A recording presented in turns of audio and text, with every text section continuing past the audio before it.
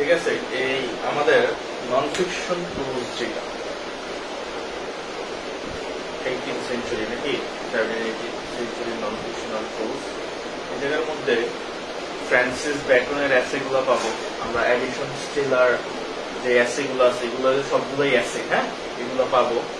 তারপর আমরা যদি দেখি ইস্ট ইন্ডিয়া বিল এডমন্ড বার্কের, সেটা পাবো। দ্য লাইফ অফ কাউলে, এটা পাবো।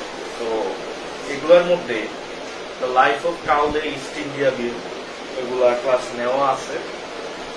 ফ্রান্সিস ব্যাকনের এসেগুলো তো প্রায় অনেকগুলাই নিচ্ছে, তোমরা বললা যে ইজি পারবা, সেই কারণে আর ওগুলো নিলাম না। তো আমাদের এরপরের যে টপিকটা হলো এডিসন এন্ড স্টিলার, এটার মধ্যে প্রায় 6টা টপিক নিয়ে আলোচনা করা হবে।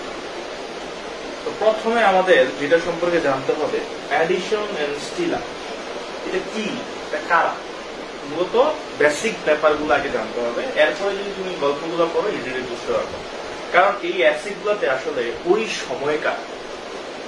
সময়কার মানুষদের আচার আচরণ, ওই সময়ের মানুষ মানে কালচারটা কেমন ছিল, ওই সময়ের মানুষরা কিভাবে একজন আরেকজনকে ট্রিট করত, ওই সময়ের সিচুয়েশন গুলো কেমন ছিল, ঠিক না, ওই সময় মোরালিটি কমে গেছে, ল্যাক অফ মোরালিটি ছিল, তাদের রাইটিং গুলোর মাধ্যমে মোরাল, মানুষদের একটা মোরাল এবং উইকনেস, এই ব্যাপারগুলো শো করা, মানুষদের শুধরানোর চেষ্টা করা, বুঝতে পারছি।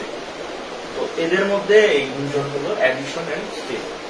তো সর্বপ্রথম তাদের দুজন সম্পর্কে হালকা একটু কথা বলে নিই, যে এডিসন এন্ড স্টিলার এই দুজনের নাম একসাথে এসে পড়ে কেন, কারণ তারা অনেক লেখালেখি করছে দুজনে একসাথে কম্বাইন্ডলি। তো এখানে আমরা যদি দেখি, এডিসনের ফুল নাম ছিল জোসেফ এডিসন। সে কত 1672 সালে জন্মগ্রহণ করে এবং 1719 সালে মৃত্যুবরণ করে, কে এডিসন। আরেকজন আছে স্যার রিচার্ড স্টেলা, নাম কি, স্যার রিচার্ড স্টেলা। সেও জন্মগ্রহণ করে 1672 সালে এবং মারা যায় 1729 সালে, মানে 10 বছর বেশি বেঁচে ছিল। তো আমরা যদি দেখি তাদের এই রাইটিংটা বা এই সাবজেক্টটা, মূলত আমরা যখন একটা জিনিস করব, এটা এই সাবজেক্টটা কি, কোন সময়, নাকি এই সাবজেক্টের নামটা কি মনে আছে, 17 and 18th century non-fictional books, non-fictional, নাকি non-fictional books। তাহলে এখানে আমাদের সাবজেক্টটা কি দেখো, 17 and 18th century। 17th century কত, আমরা যদি দেখি 1600 থেকে কি 1700, নাকি 1799 পর্যন্ত, এটা হলো 17th century। তারপরেটা কত, 1700 থেকে 1799, এইটাকে বলা হয় 18th century। তাইলে আমাদের এই এডিসন এন্ড স্টিলার যে লেখাগুলো আমরা পড়ব, এটা কোন সময়, আমরা যদি দেখি, মানে এই এডিসন এন্ড স্টিলার যে লেখাগুলা, এই যে এসেগুলা, এই এসেগুলা কিন্তু একটা কালেকশন থেকে নেওয়া হয়েছে, বা একটা ক্লাব থেকে। মূলত আমরা এটাকে অনেকে পিরিয়ডিক্যাল রাইটিং বলে, বাট এটা পূর্বে ক্লাব ছিল, একটা ক্লাব থেকে, একটা সংগঠন থেকে এই এসেগুলো লেখা হচ্ছে, বুঝতে পারছি। তো ওই সংগঠন থেকে, আচ্ছা একটু পরে আসতেছি, আমি বলি এই এডিসন স্টেলা ওই সময়টা কখন, 1711 দিকে, কোন পিরিয়ড করে, আমরা এটা পড়ার আগে পিরিয়ডটা জানতে হবে। এগুলো বলে নিউ ক্লাসিক্যাল পিরিয়ড। তো নিউ ক্লাসিক্যাল পিরিয়ড কয়টা বাকি বিভক্ত মনে আছে, রেস্টোরেশন, এগুলা কিন্তু প্রত্যেকটাই, যে আমরা যখন এগুলা পড়তে যাবো, এগুলো হার্ড লাগার কারণ হলো ব্যাকগ্রাউন্ড বেসিক, যে কোন সময় লেখা, কেন লিখছিল, বা এই ক্লাব গুলো কিভাবে আসলো, এগুলো আমাদের আইডিয়া হয় না। হ্যাঁ, এই কারণে বেসিক ব্যাপারগুলো জানতে হবে। হ্যাঁ, নিউ ক্লাসিক্যাল পিরিয়ডটা ছিল আমাদের 1660 থেকে 1798 বলা হয়, নাকি। তো এই নিউ ক্লাসিক্যাল পিরিয়ডটা অনেকগুলো ভাগে বিভক্ত হয়। যেমন রেস্টোরেশন পিরিয়ড ছিল 1660 থেকে কত 1702 সাল পর্যন্ত, তারপর আমরা যদি দেখি অগাস্টান পিরিয়ড, অগাস্টান পিরিয়ড ছিল কত 1702 থেকে 1750 পর্যন্ত। এই অগাস্টান পিরিয়ডকে বলা হতো আরেকটা নামে এজ অফ পপ, মানে আলেকজান্ডার পপ এই সময় লিখছিল, ওই যে রেপ অফ দ্য লস লিখছে, এই কারণে এটা বলা। তাহলে আমাদের এই যে এডিশন এন্ড স্টিলার যে সাবজেক্ট আমরা পড়বো, এর যে এসে গুলো আছে, এখানে মোট 6 জনের জীবনী নিয়ে কথা বলবে। এই যে এই জিনিসটা যে দিচ্ছে, এটা কোন পিরিয়ডের রাইটিং? প্রথম কথা, এটা কোন সময় দেখো, নিউ ক্লাসিক্যাল পিরিয়ডে। এই নিউ ক্লাসিক্যাল পিরিয়ডের সাব পার্ট অগাস্টান পিরিয়ডের রাইটিং। এখন আসো যে ভাইয়া অগাস্টান পিরিয়ডের কেন? এখানে যখন নিউ ক্লাসিক্যাল পিরিয়ড শুরু হয়, আমরা জানি কি একটা অরাজকতা ছিল। রেস্টোরেশন মানে কি, মোনার্কি সিস্টেম আবার রিস্টোর করা হচ্ছে, মানে রাজতন্ত্র হারায় ফেলছিল, যার কারণে আবার মোনার্কি সিস্টেম চালু হয়। তো তখন কি হয়, এই রাজা, এখান থেকে গল্পটাকে দেখো একটু সিরিয়ালি মনে রাখতে হবে, হ্যাঁ, নাইলে এটা বুঝবা না, কারণ এই সময়ের গল্পটাই আমাদের এখানে তুলে ধরা হবে। তো এই রেস্টোরেশন পিরিয়ডে যে চার্লস টু, মানে চার্লস ওয়ানকে তো মেরে ফেলছিল, আমরা অ্যাবসালাম এন্ড একিটোফেলে জানছি, বা হিস্ট্রি অফ ইংলিশ লিটারেচার যদি পড়ো তাইলে বুঝবা। তো চার্লস টু রে মেরে ফেলার পরে ওই সময় ওই সিচুয়েশনটাতে, মানে চার্লস ওয়ান রে, তো চার্লস টু কে বের করে দিছিল ইংল্যান্ডে। তো এই 1660 সালে ইংল্যান্ডের জনগণরা তাদের ভুল বুঝতে পারে, কারণ এরপরে যে পার্লামেন্ট সিস্টেম হচ্ছে এদের পিছারে ছিল। তো যার কারণে চার্লস টু রে আবার ফ্রান্স থেকে নিয়ে আসে, আইনে আবার ইংল্যান্ডে বসে। এই যে আনা হয়, এই যে রিস্টোর করা হয়েছে এই রাজতন্ত্রটা, আবার এইটার নাম থেকে হচ্ছে রিস্টোরেশন পিরিয়ড। যখন সে আসে, তো তোমার তার বাবারে মেরে ফেলছে ইংল্যান্ডের জন্য, একটা তো রাগ আছে নাকি, আবার ফ্রান্স থেকে তোমার মনে করো পলিটিক্স শিখাইছে, আইসা ইংল্যান্ডের মানুষদের মধ্যে যারা বড় লোক তাদেরকে পাওয়ার দিয়ে দেয়, এবং ইংল্যান্ডের মধ্যে যে গরিব তাদেরকে আরো শোষণ করা শুরু করে, জানো, যারা বড় লোক তারা আরো বড় লোক হচ্ছে, তাদের পাওয়ার বাড়তেছে। এই সময় দেখা গেছে মোরালিটিটা কমে যায়, মানুষদের মধ্যে আর মোরাল নৈতিকতার ব্যাপারটা থাকে না, যে যার মধ্যে। এই সময়টায় তৈরি হয় কফি হাউস। এর আগ পর্যন্ত কিন্তু কফি হাউস ছিল না। বলতেছে ইংল্যান্ডের মানুষরা তখন কি হয়ে গেছে, অলস হয়ে গেছে, টাকা আসতেছে, ওই জমিদার হিসাবে আছে, গরিবদের দুইটা পেটা খেতেছে এরকম। তো তারা কি করতো, তাদের এই অলস সময়টা একটা জায়গায় বৈশা পার করতে হবে।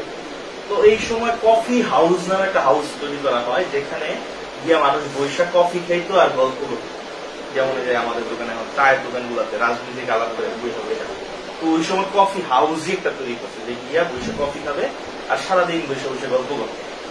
কফি হাউস, টি টেবল, এইগুলা তৈরি হয়ে গেছে ওই সময়।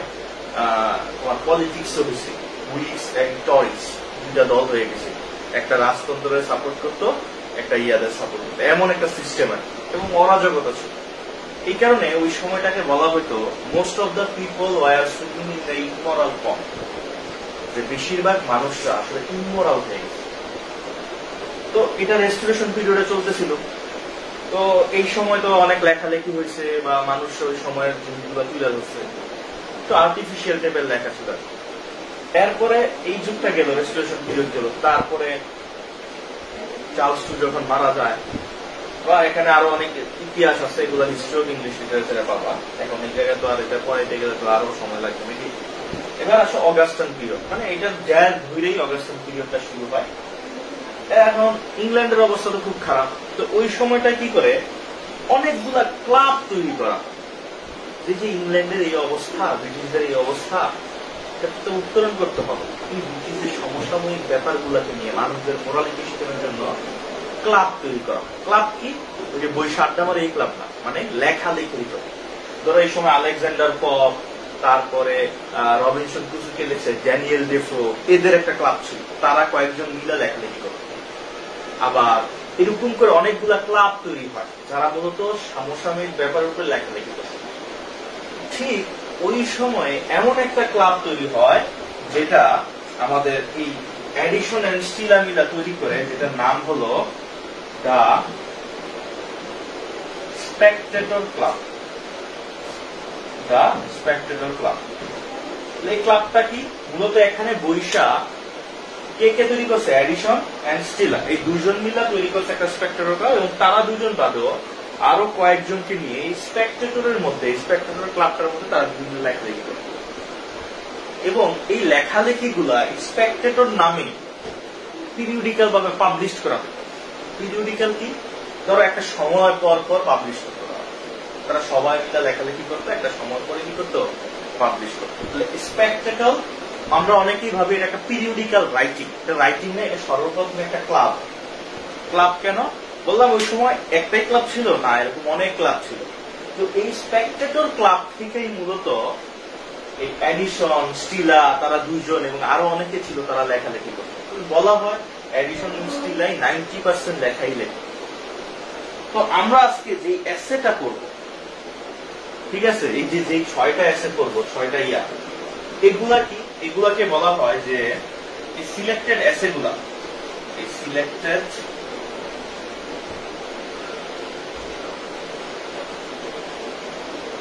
essays from the spectators. এই সিলেক্টেড যে এসে গুলো আমরা পড়বো, এখানে মোট 6টা এসে আমরা পাবো। 6টা এসে বলতে কি আসলে 6 জনের নামে দেওয়া, স্পেক্টেটর অ্যাকাউন্ট অফ হিমসেলফ, তারপরে এখানে স্যার রোজার কাভারলি, তারপরে রোজার ডি কাভারলি, এরপরে এরকম আর কি হানিকম, এদের নামগুলো পাবো। এই সবগুলা মূলত স্পেক্টেটর ক্লাবের মধ্যে রিচার্ড এন্ড এডিসন লিখছেন, এদের মধ্যে এই 6টা ক্যারেক্টারকে, এই 6টা ক্যারেক্টারকে তাদের জীবনীটাকে আমাদের সামনে তুলে ধরা হবে, এবং এইটার মাধ্যমে ওই সময়ে ইংল্যান্ডে কতটুকু অরাজকতা ছিল, কতটুকু মানুষরা ইমোরাল হয়ে গেছিল, মানুষের মধ্যে কি কি চলতেছিল, এই সব কিছু আমাদের সামনে তুলে ধরা হবে। মানে এটা লিটারেচার, আমরা জাস্ট গল্পটা বলবো না, এই গল্পের পাশাপাশি ওই সময়, মানে এখানে ধরো স্যার রোজার ডি কাভারলির কথা বলবে, সে তার লাইফে কি কি ছিল, সে চিরকুমার ছিল, ওই সময় সে পলিটিক্সের সাথে যুক্ত ছিল, কিন্তু সে একটা সময় কি হয়েছে, প্রেমে ব্যর্থ হয়ে সে আবার কি হয়ে গেছে, প্রিস্টের লাইফ নিছে, নেওয়ার পরে দেখলো মানুষরা আর চার্চে যায় না, ইংল্যান্ডের মানুষরা সব চার্চের বাইরে কারণ ধনী হয়ে যাচ্ছে, তারা চার্চে যায় না, সপ্তাহে একবার টাইম নেওয়া যায় না, এরকম একটা অবস্থা। তাদের যখন জীবনীগুলো আমরা পড়বো, এখানে 6 জনের বিভিন্ন ক্যারেক্টারিস্টিক্স এগুলোকে তুলে ধরা হবে। এই 6টা আমাদের এখানে তোমাদের বইতে দেখবা 6টা দেওয়া হবে। এই 6 জনের জীবনীর পাশাপাশি ওই এই অগাস্টান পিরিয়ডে, মানে নিউ ক্লাসিক্যাল পিরিয়ডের অগাস্টান পিরিয়ডে মানুষদের অবস্থা, ওই সময় সিচুয়েশনটা কেমন ছিল, এই পুরোটা আমার এটার মাধ্যমে কিন্তু বলা। মানে এখানে 6টা ক্যারেক্টার না, এখানে 6টা ক্যারেক্টারের জীবনীর পাশাপাশি আমাদের এই 6টা ক্যারেক্টারের মাধ্যমে পুরো ইংল্যান্ডের সোসাইটিটাকে আমাদের সামনে তুলে ধরা হবে, এবং এইগুলার মাধ্যমে একটা মোরাল মেসেজ দিবে আমাদেরকে এই এডিসন এন্ড স্টিল। তো আমি কি বুঝাইতে পারছি, স্পেক্টেটর একটা ক্লাব, এই স্পেক্টেটর ক্লাবে যে লেখাগুলো লেখা হয়েছিল, স্পেক্টেটর ক্লাবটা স্থায়িত্ব ছিল কত, 1711 সাল থেকে 1712 সাল পর্যন্ত। এই সময়টার মধ্যে তারা লেখা এই 1711 সালে যে আমাদের যেগুলো আছে, এই সিলেক্টেড যে এসে গুলো আছে, এগুলাকে কি করা হয়েছিল, এই ক্লাবের পক্ষ থেকে মূলত পাবলিশ করা হয়েছিল। এখানে অনেকগুলা কোশ্চেন, আমি কি বুঝাইতে পারছি, সিকোয়েন্সটা কিন্তু আমাদের মনে রাখতে হবে। যাই হোক, সিকোয়েন্সটা এবার আমি বুঝাই দিতেছি একটা পর একটা কোশ্চেন ওয়াইজ, কারণ এগুলো আসলে নন ফিকশন প্রশ্ন, পোয়েট্রি বা নোভেল টোভেল এগুলার মতো না। হ্যাঁ, এগুলার ক্ষেত্রে আমাদের একটু বিতর্কত ব্যাপার সহ জানতে হয়, এই কারণে ফার্স্টে আমি একটু বিবরণ দিয়ে দিলাম, এবার সাজায় লেখার ব্যাপারটা আমি দেখাচ্ছি।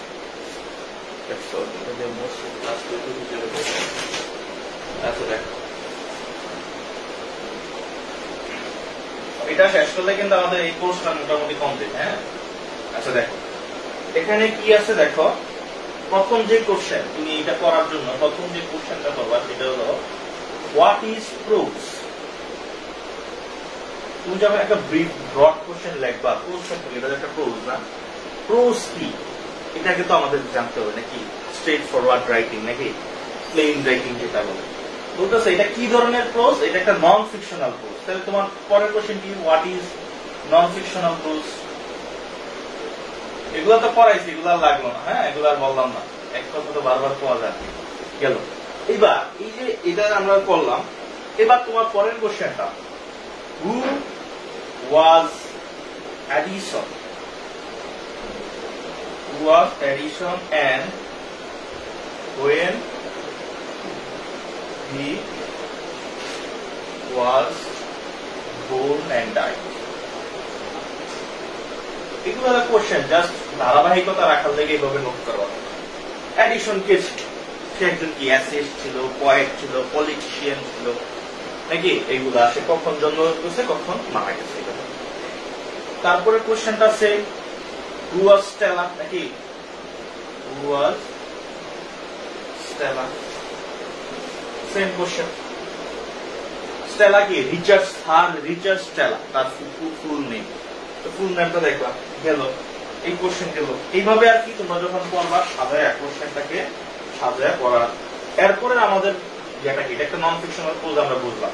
তাহলে এই রাইটিংটা in which period, in which period do they belong to? এই তারা দুজন, এই এডিসন স্টেলা কোন পিরিয়ডের মধ্যে বিলংস করে? আমরা যদি দেখি তাদের জন্মসালটা 1672, না আমাদের মতে আমরা নিউ ক্লাসিক্যাল পিরিয়ডটা মনে আছে? নিউ ক্লাসিক্যাল পিরিয়ড, হ্যাঁ, এটা কত? 1660 থেকে কত 1798 পর্যন্ত। এর মধ্যে রেস্টোরেশন কত? 1660 থেকে 1702 পর্যন্ত। তারপরে তোমার অগাস্টান পিরিয়ড কত? আমরা জানি 1702 থেকে 1750। তাহলে এই যে এই দুইজন ব্যক্তি, যে এডিসন স্টিলা, তারা কোন পিরিয়ডের মধ্যে পড়ে? তারা কোন পিরিয়ডের মধ্যে পড়ে? তারা আমরা যদি দেখি নিউ ক্লাসিক্যাল পিরিয়ডের, নিউ ক্লাসিক্যাল পিরিয়ড নাকি? নিউ ক্লাসিক্যাল পিরিয়ড কি? 1660 থেকে 1798। তারা কি লিখবা তাহলে? They belong to new classical period, specially কোন পিরিয়ডে? অগাস্টান পিরিয়ডে। অগাস্টান। এখন তোমার মনে আরেকটা কোশ্চেন থাকতে পারে যে ভাইয়া তারা তো জন্মগ্রহণ করছে 1672 সালে, তো তারা তো রেস্টোরেশন পিরিয়ডের মধ্যেও পড়ে।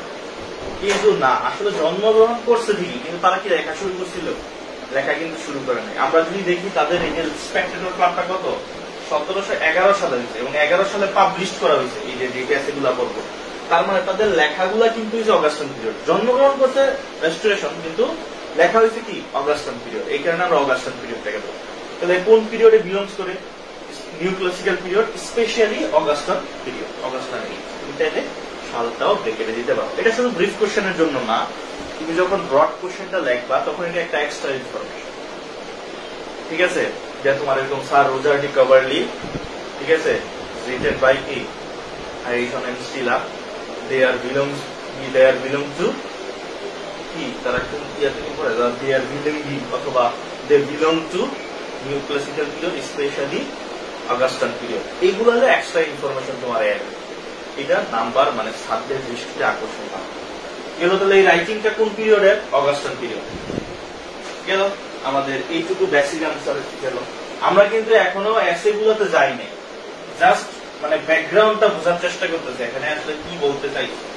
হ্যাঁ, তারপরে এখানে কি বাবা, এই পিরিয়ডটা, এই পিরিয়ডে যেহেতু লেখা হয়েছে, এই পিরিয়ডের ক্যারেক্টারিস্টিক্স গুলো তোমাদের বের করতে হবে। ক্যারেক্টারিস্টিক্স অফ দিস পিরিয়ড, এই অগাস্টান পিরিয়ডের ক্যারেক্টারিস্টিক্স গুলা কি কি ছিল? কারণ এই রাইটিং এর মধ্যে আমরা এই ক্যারেক্টারিস্টিক্স গুলা পাবো। তো এটা তোমরা নোট করবা, এটা তোমাদের দায়িত্ব নাকি, বের করে নোট করবা। যেমন ক্যারেক্টারিস্টিক্স কেমন, যে এই যুগের মানুষরা যারা লিখতো তারা স্যাটায়ার টাইপের রাইটিং লিখতো। যে মানুষদের এই সময় মানুষরা ইমোরাল হয়ে গেছিল, তাদেরকে নিয়ে ব্যঙ্গ করতো। যে বিশেষ করে অ্যারিস্টোক্রেটিক যে ফ্যামিলি গুলো আছে তাদেরকে নিয়ে ব্যঙ্গ করতো, যে তারা তাদের লাইফকে ওইভাবে লিড করতো না।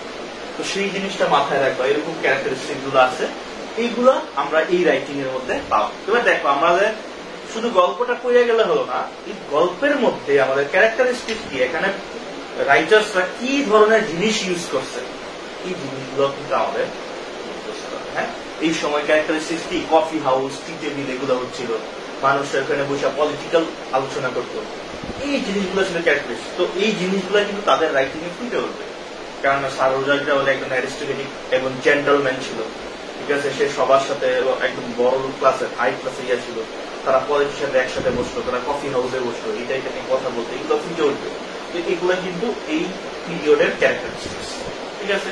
তাহলে তুমি এরকম বলতে পারো ইন হিজ রাইটিং অথবা in this writing we can find characteristics of new classical period. এবার ক্যারেক্টার এই জিনিসগুলো এগুলো কি তোমার এক্সট্রা ইনফরমেশন গেল।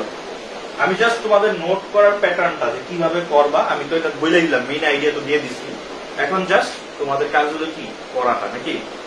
আচ্ছা, এরপর যদি মনে হয় না ভাই আপনারা এটা আমাদের দেন, দেওয়া যাবে, এটা প্রবলেম। আচ্ছা, তারপরে কি, হোয়াট ওয়াজ দ্য স্পেক্টেটর। তাহলে পরের কোশ্চেনটা কি আমাদের, স্পেক্টেটর জিনিসটা কি। আমি কিন্তু মূলত প্রথমে বলে দিচ্ছি এটা একটা ক্লাব, তাই না, তাও তোমাদের প্রবলেমটা সলভ করার জন্য আমি লিখে দিই, হ্যাঁ লিখবা ইন দা, এগুলো কিন্তু সব আমার স্টাইলে লিখছে, এখন তোমরা চাইলে তোমাদের স্টাইলে লিখতে পারো, প্রবলেম নেই। ইন দা অগাস্টান এজ, এই পিরিয়ডে কি হয়েছে, a number of literary association started. এই যে অগাস্টান পিরিয়ডে দেখো আমি পুরো বেসিক ব্যাপারটা নিয়ে আসতেছি, তাহলে এটা বুঝতে সুবিধা হবে। এই অগাস্টান এজে a number of literary association started, যে বললাম না আলেকজান্ডার পপ, ড্যানিয়েল ডেফো এরাও একটা ক্লাব খুলছে, মানে অ্যাসোসিয়েশন খুলছে, তো ওইরকম ভাবে অনেকগুলো স্টার্টেড হয়েছে। এর মধ্যে কি বলতেছে, the Spectator was one of them. স্পেক্টেটরটা হলো তাদের মধ্যে একটি ক্লাব, তাদের মধ্যে একটি অ্যাসোসিয়েশন নাকি। এবার স্পেক্টেটর সম্পর্কে জানি, বলতেছে the Spectator was a daily publication বলতে পারো, বা পিরিয়ডিক্যাল রাইটিং বলতে পারো নাকি, একটা পাবলিকেশন। প্রথমে কিন্তু এটা একটা ক্লাব ছিল, এই যে প্রথমে বলে দিচ্ছে এটা একটা অ্যাসোসিয়েশন, তারপরে বলতেছে এটা একটা ডেইলি পাবলিকেশন বা পিরিয়ডিক্যাল পাবলিকেশন ফাউন্ডেড, এটাকে কে ফাউন্ড করছে, founded by Joseph Addison and Richard Steele. দেখো একটা কোশ্চেনের মধ্যে আনসারের মধ্যে আমি অনেকগুলো কোশ্চেনের আনসার দিয়ে দিচ্ছি। স্টেল ইন কোথায় কোথায় ইয়া করছিল, ইংল্যান্ড নাকি, ইংল্যান্ড। হ্যাঁ, এটা লাস্টিং করছিল কয়দিন, কয় বছর, ইট লাস্টিং ফ্রম 1711 to 1712, এই সময় পর্যন্ত, মানে এইটুকু পর্যন্ত এটা কি করছে, লাস্টিং করছে, এবং এই 1711 মূলত আমাদের এই এসেগুলো পাবলিশ করা।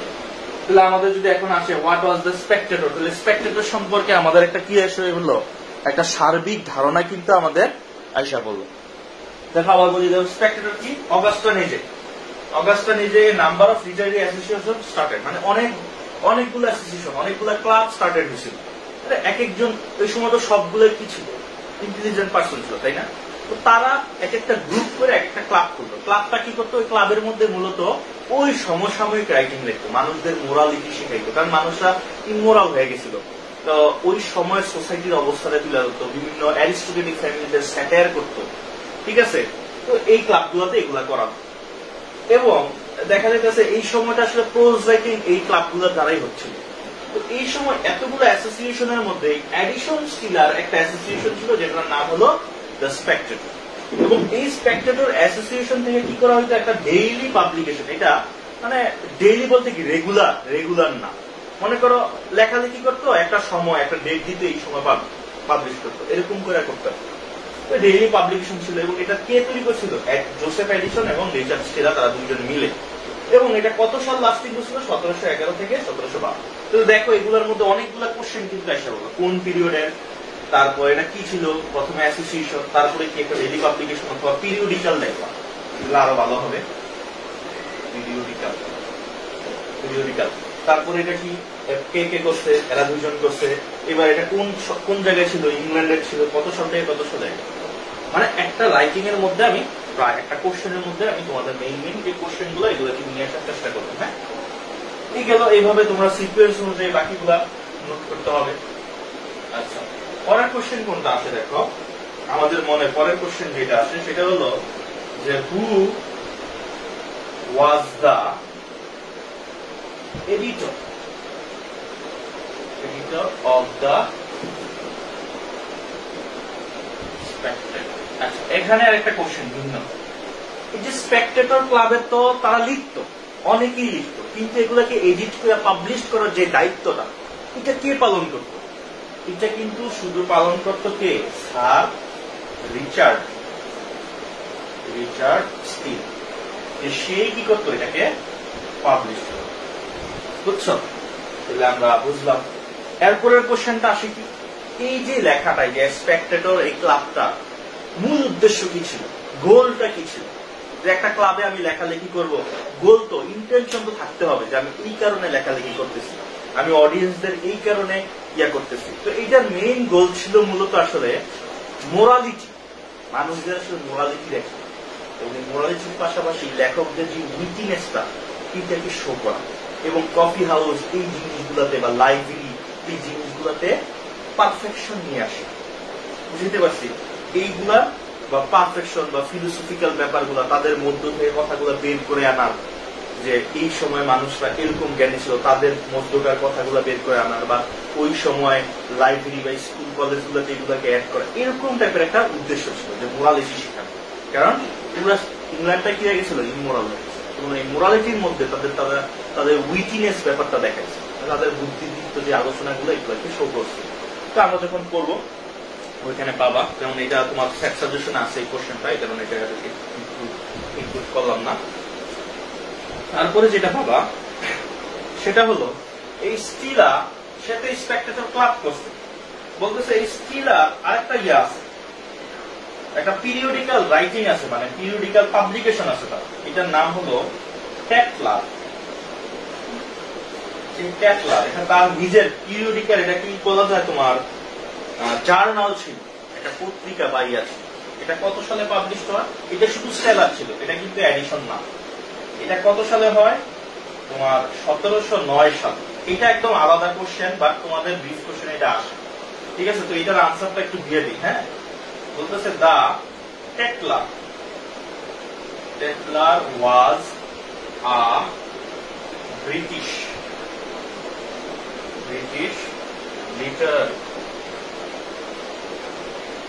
literary and society journal. ঠিক আছে, সোসাইটি জার্নাল ফাউন্ডেড in 1709, নাকি 1709 সালে ফাউন্ড করা হয়েছে বাই কে করছে? রিচার্ড। মানে তার এই জার্নালে সে অনেকগুলো রাইটিং পাবলিশ করত, অনেক ধরনের রাইটিং সে পাবলিশ করত। তোমার কোশ্চেন ভাইয়া 1711 সালে তো স্পেক্টেটর যে ইয়াগুলা পাবলিশ করা হয়েছে, তাহলে এটা কি ট্যাটলারের মাধ্যমে, মানে পাবলিকেশন নাম? ট্যাটলারটা কি একটা ধরো পাবলিকেশন নাম? ধরো সাপোজ আমি আমার বইটা আমি লিখছি, বাট এটাকে পাবলিশ করছে একটা কোম্পানি, ধরো ইন্ডিয়ান প্রেস বা একটা কোম্পানি বা গ্রন্থ বিতান একটা কোম্পানি। ঠিক ট্যাটলারটাও এমন সে, এটা কে করছিল? রিচার্ড স্টেলার পাবলিশ করছিল, মানে ফাউন্ডেড করছিল। তো এখন কত সালে? 1709 সালে। তো আমাদের একটা কোশ্চেন যে ভাইয়া তাহলে 1711 সালে যে স্পেক্টেটর ক্লাব থেকে বিভিন্ন লেখালেখি করা হইতো, এটা কি ট্যাটলারের মাধ্যমে পাবলিশ করা হইতো? আসলে ব্যাপারটা এমন, ট্যাটলারের মাধ্যমে কিছু পাবলিশ করা হইতো, আবার কিছু অন্য জায়গার মাধ্যমে পাবলিশ করা হইতো, মানে বিভিন্ন পাবলিকেশনের মাধ্যমেই তাদের এসেগুলোকে পাবলিশ করত। বুঝছো? শুধু এটার উপরে ডিপেন্ডেবল ছিল। এবং এই যে স্পেক্টেটর ক্লাবের যেই লেখাগুলো, এটা কে এডিট করছে? আমাদের রিচার্ড স্টেলার। তো এইগুলো হলো জাস্ট বেসিক আইডিয়া। হ্যাঁ, এখানে প্রায় 555টা এসে লেখা হয়েছিল। তো এগুলা বাকি যে অংশটা আছে সেটা নিয়ে এখানে আমরা মোট 6টা, আমাদের সিলেবাসে কয়টা আছে? 6টাই আছে সম্ভাব্য, তাই না? 6টাই তো আছে। আচ্ছা, এই 6টাকে নিয়ে আমরা পরের ক্লাসে আলোচনা করব। তো এর মধ্যে তোমাদের কিছু হোমওয়ার্ক কাজ থাকলো। অগাস্টান পিরিয়ডের সময়ের যে সিচুয়েশনটা ছিল নাকি, ওই সময় ক্যারেক্টারিস্টিক গুলো কি ছিল, ওই সময় মানুষরা কেমন ছিল, এইটাকে জাস্ট একটু পড়া, কারণ এরপরে যেগুলা পড়বা ওগুলোর সাথে এটা পুরোটাই রিলেটেড। এবং এই এসে গুলার মাধ্যমে আমরা যে ক্যারেক্টার গুলা পড়বো, এই ক্যারেক্টার গুলার মাধ্যমে ওই সময়ের সোসাইটির অবস্থা, ওই সময়ের মানুষদের মনের অবস্থা, ওই সময়ের ক্যারেক্টারিস্টিক গুলো সবগুলো ফুটে উঠবে। তো লিটারেচার মানে কিন্তু আসলে গল্প বইয়ে তুমি গল্প লিখে দিয়ে আসবে এটা না, এই গল্পটার মাধ্যমে কি পাইছো তুমি সেটা মেইন আইডিয়া। হ্যাঁ, তো আমি তোমাদের বেসিক একটা আইডিয়া দিয়ে দিলাম যে এই এসে গুলা কিসের মধ্যে পড়ে, স্পেকটেটরের মধ্যে। স্পেকটেটর কি ছিল আমরা একটা রাইটিং জানি, বাট স্পেকটেটর রাইটিং এর পূর্ব তার পরিচয় কি, এটা একটা ক্লাব ছিল। এই ক্লাবের মধ্যে অনেক বিজ্ঞ লোকেরা ছিল, এর মধ্যে এডিশন স্টিলা দুজনের ফাউন্ডার, এই দুজনের লেখালেখি গুলাই স্পেকটেটর নামে পাবলিশ করা হয়। এবং ওই পাবলিকেশনের 6টা এসে নিয়েই মূলত আমাদের এই সিলেবাস। বুঝতে পারছি তাহলে মেইন আইডিয়া হলো এইটা। এরপরে আমরা এবার 6টা এসে নিয়ে পড়া নেক্সট ক্লাসে আলোচনা। তো এগুলো করে ভালো থাকো, সুস্থ থাকো, এই কামনা। আসসালামু আলাইকুম।